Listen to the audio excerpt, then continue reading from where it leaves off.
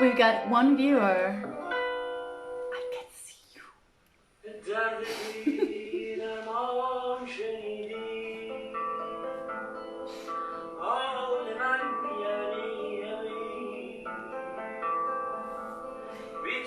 Well, for that one reader, we're going to start the reading already. We appreciate every viewer, especially if they're special ones. So, welcome to another reading of 1001 Nights. Unfortunately, I didn't get to print out the papers of the book I'm supposed to read, which is the first time that it's happening. And yeah, let's hope it's going to be the last time. So I'll be reading from my laptop, which is quite unsexy, I know. But it is what it is. We're going to make the best out of it.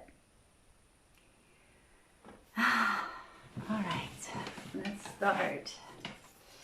We are celebrating the 480th night. We're almost halfway through after a year and a half. The audio is on. All right, so enjoy the reading. Now, when it was the 480th night, she said, "It hath reached me, O auspicious king, that when the man landed upon the island, he made the wuzu ablution to free himself from the impurities of the sea, and called the call to prayer, and stood up to his devotions. When, behold, there came forth of the sea creatures of various kinds, and prayed with him. When he had finished, he went up to a tree and stayed his hunger with its fruit. After which he found a spring of water and drank thereof, and praised Allah, to whom be honor and glory. He abode thus 3 days, and whenever he stood up to pray, the sea creatures came out and prayed in the same manner as he prayed. Now after the 3rd day, he heard a voice crying aloud and saying, O thou just man and pious, who didst so honor thy father and revere the decrees of thy Lord, grieve not, for Allah, be he extolled and exalted, shall restore to thee all which left thy hand. In this isle are hoards and monies and things of price, which the Almighty willeth thou shalt inherit. And they are in such a part of this place. So bring thou them to light, and verily we will send ships unto thee, and do thou bestow charity on the folk, and bid them to thee. So he sought out that place, and the Lord discovered to him the treasures in question. Then ships began resorting to him, and he gave abundant largesse to the crews, saying to them, Be sure ye direct the folk unto me, and I will give them such and such a thing, and appoint to them this and that. Accordingly, there came folk from all parts and places, nor had 10 years passed over him ere the island was peopled, and the man became its king. No one came to him, but he entreated him with munificence, and his name was noised abroad throughout the length and breadth of the earth. Now his elder son had fallen into the hands of a man who reared him and taught him polite accomplishments. And in like manner, the younger was adopted by one who gave him a good education and brought him up in the ways of merchants. The wife also happened upon a trader who entrusted to her his property and made a covenant with her that he would not deal dishonestly by her, but would aid her to obey Allah, to whom belong majesty and might. And he used to make her the companion of his voyages and his travels. Now the elder son heard the report of the king and resolved to visit him without knowing what he was. So he went to him and was well received by the king, who made him his secretary. Presently the other son heard of the king's piety and justice, and was also taken into his service as a steward. Then the brothers abode a while, neither knowing the other, till it chanced that the merchant in whose home was their mother, also hearing of the king's righteous and generous dealing with the lieges, freighted a ship with the rich stuffs and other excellent produce of the land, and taking the woman with him, set sail for the islands. He made it in due course, and landing, presented himself with his gift before the king, who rejoiced therein with exceeding joy, and ordered him a splendid return present. Now there were, among the gifts, certain aromatic roots, of which he would have the merchant acquaint him with the names and uses. So he said to him, "Abide with us the night." And Shahrazad perceived the dawn of day, and ceased saying her permitted say. At this point, we would like to wish a good flight to someone special and safe travels, and then we continue. Now when it was the 481st night, she said, "It hath reached me, O auspicious king, that when the king said, 'Abide with us this night,' the merchant replied, 'We have in the ship one to whom I have promised to entrust the care of her to none save myself. And the same is a holy woman whose prayers have brought me weal, and I have felt the blessing of her counsels.' Rejoined the king, 'I will send her some trusty man who shall pass the night in the ship and guard her and all that is with her.' The merchant agreed to this, and abode with the king, who called his secretary and steward, and said to them, 'Go and pass the night in this man's ship, and keep it safe, inshallah.' So they went up into the ship, and seating themselves, this on the poop and that on the bow, passed a part of the night in repeating the names of Allah, to whom belong majesty and might. Then quoth one to the other, 'Ho, such an one! The king bade us keep watch, and I fear lest sleep overtake us. So come, let us discourse of stories of fortune, and of the good we have seen, and the trials of life.' Quoth the other, 'O my brother, as for my trials, fate parted me from my mother and a brother of mine, whose name was even as thine.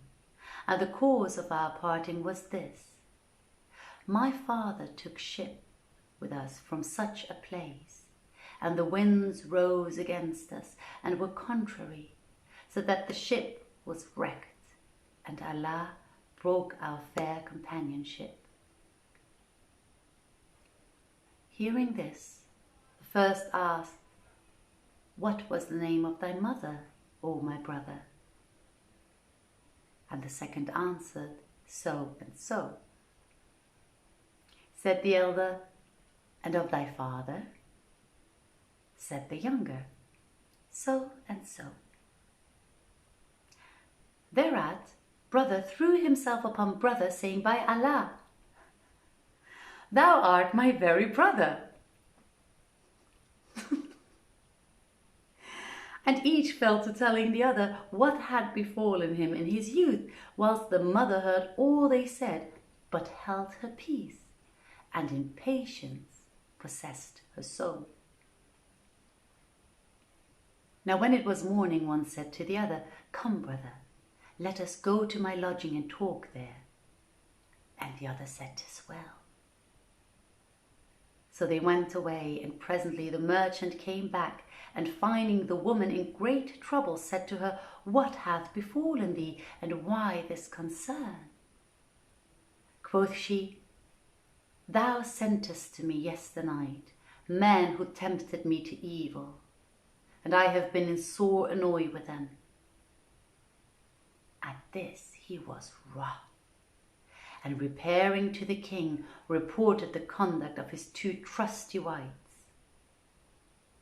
The king summoned the twain forthwith, as he loved them for their fidelity and piety, and sending for the woman that he might hear from her own lips what she had to say against them, thus bespake her, O woman, what hath betided thee from these 2 men in whom I trust?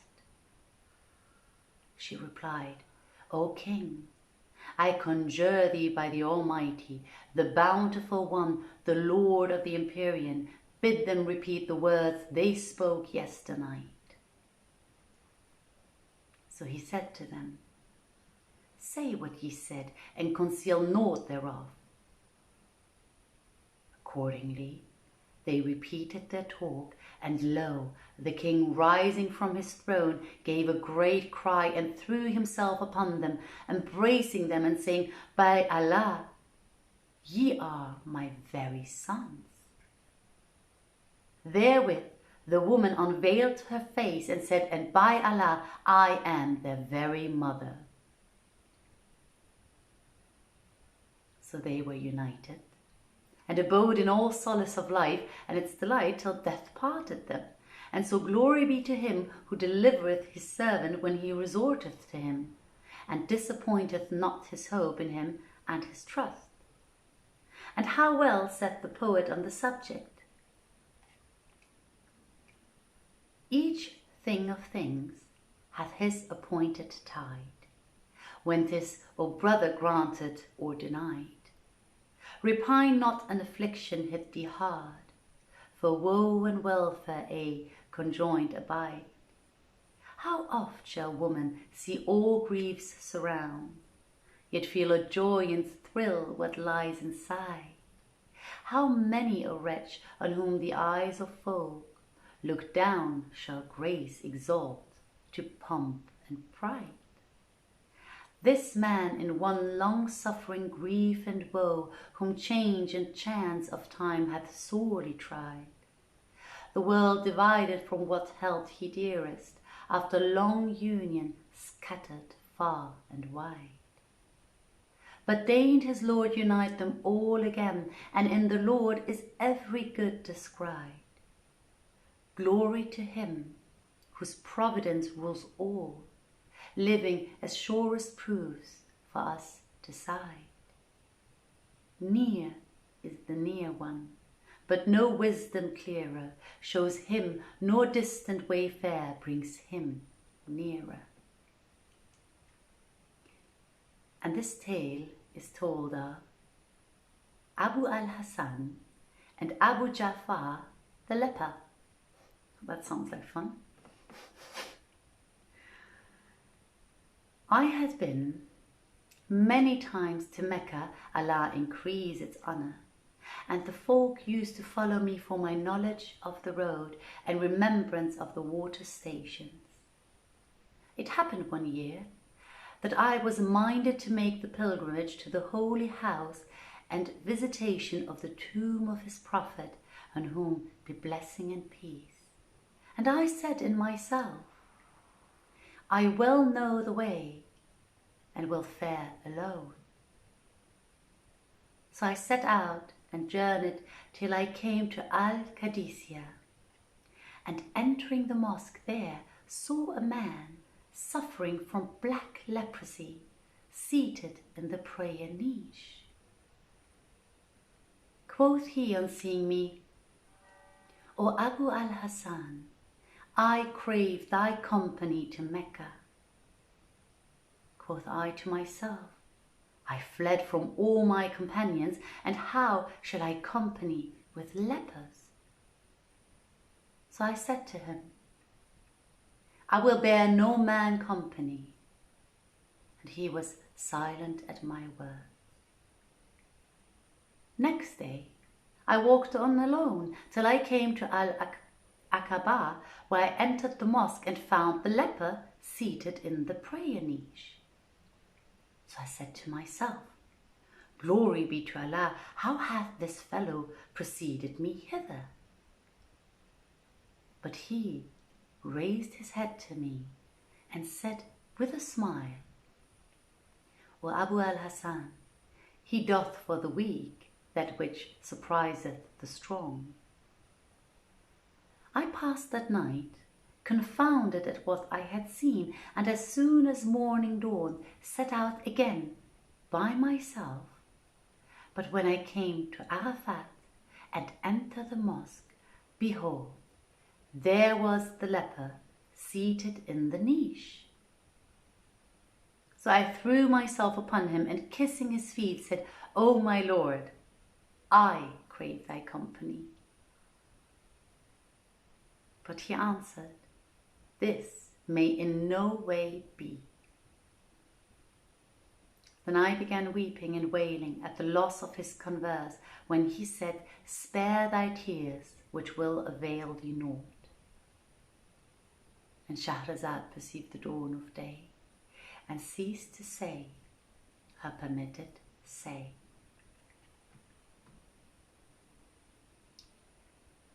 Now when it was the... Oh my God. Okay, hold on, we have a tech issue. Oh, for heaven's sake. Why is this not loading? It's hot. I guess I'm boring you again, once more. No cats inside this time. I guess we are going to stop the reading here and call it a night. Apologies about this, but this is not loading and I have no printouts. So thank you so much for tuning in. I hope you enjoyed the reading. Thank you for our very, very, very special guest who's tuning in from some airport that we are going to keep a little secret. And wherever you are in the world, I know there's a lot of darkness, unfortunately, around us. So please keep up your light, keep up your love, and keep up the hope. That's what we have, right? So I'm sending you much love from Vienna, where we are dealing with hot and cold temperatures. Much love from my both cats, Tiger and Button, and wishing you a wonderful and peaceful night till the next time, which is the day after tomorrow, I guess. I think it's Thursday today, isn't it? I think so. Anyways, if tomorrow is Friday, whatever day tomorrow is, Joanna will be reading. And oh, and I'm seeing you next week. That's exactly what it is. So thanks a lot for tuning in. Much love to you. And as usual, remember to go inwards instead of outwards.